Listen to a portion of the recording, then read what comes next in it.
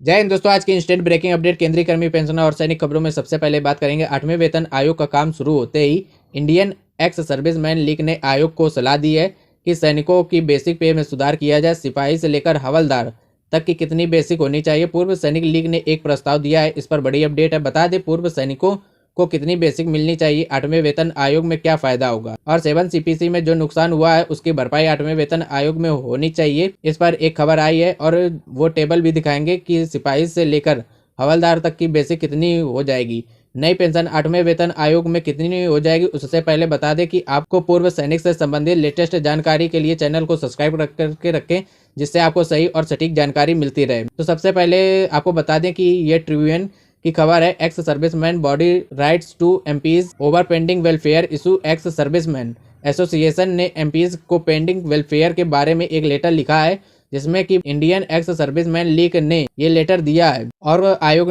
के सामने अपनी बातें रखी और कहा गया है कि जवान है उनको पिछले आयोग में काफ़ी बड़ा नुकसान हुआ है, उससे फिटमेंट फैक्टर दिया जाना चाहिए। पे लेवल 8 से लेकर ऊपर तक के जो लेवल है उनमें अधिक फिटमेंट फैक्टर दिया गया, जबकि पे लेवल 7 से नीचे के जो लेवल है उनमें फिटमेंट फैक्टर 2.57 दिया गया है। अब विसंगतियां ना हो, इसको लेकर इंडियन एक्स सर्विसमैन लीग ने लेटर लिखा है और ये लेटर अपने सांसदों एमपीज को लिखा गया है। सभी जगह पर यह लेटर दिया गया है और कहा गया है कि 8 पे कमीशन जो प्रपोजल 8 पे कमीशन है उसमें यह बात रखी जाए और अपने जो मिनिस्टर हैं और पार्लियामेंट एमपीज हैं उनके सामने ये लेटर दिया जाए। और कहा गया है कि पे कमीशन बना है, आयोग बना है, उसके सामने 25 लाख जो वेटरन्स हैं उनके वेलफेयर से संबंधित मामला है और इन पर 7 सीपीसी में के साथ विसंगतियां हुई हैं। We continue the suffer from analyse carried forward from one pay commission to another pay commission, यानी कि लगातार एक पे कमीशन से दूसरे पे कमीशन में विसंगतियां चलती आ रही हैं। इनको दूर करें और 25 लाख जो वेटरन्स हैं उनके फ्यूचर और ट्रेडर्स लाइन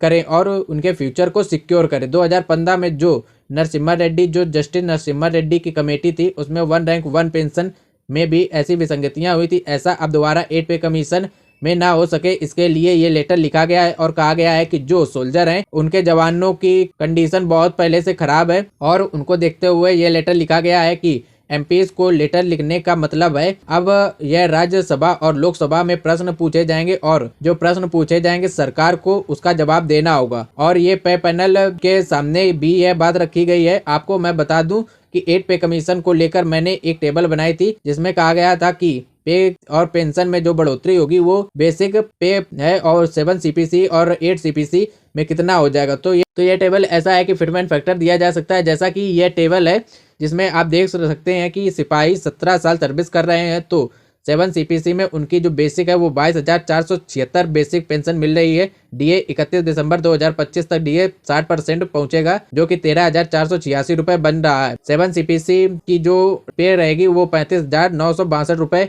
8 सीपीसी में 1.19 फिटमेंट फैक्टर के हिसाब से 43,154 रुपए जाएगी, यानी कि 7,192 रुपए 20% की बढ़ोतरी होगी। इसी तरह से 20 साल सर्विस करते हैं और जो एयरफोर्स में है, जैसे कि 20 साल सर्विस करते हुए ट्रेडमैन है जो 20 साल सर्विस करते हैं उनकी बेसिक 24,663 रुपए 7 सीपीसी पे के अनुसार 60% डीए 14,798। टोटल जो 7 सीपीसी पेंशन है वो 39,461 रुपए 8 सीपीसी में हो जाएगी। 47,353 रुपए यानी कि 7,852 रुपए की बढ़ोतरी होगी। इसी तरह से नायब सूबेदार जो 16 साल सर्विस करते हैं उनकी 20,775 रुपए बेसिक है। ये टोटल मिलाकर बेसिक और डीए मिलाकर 33,240 रुपए हो जाता है।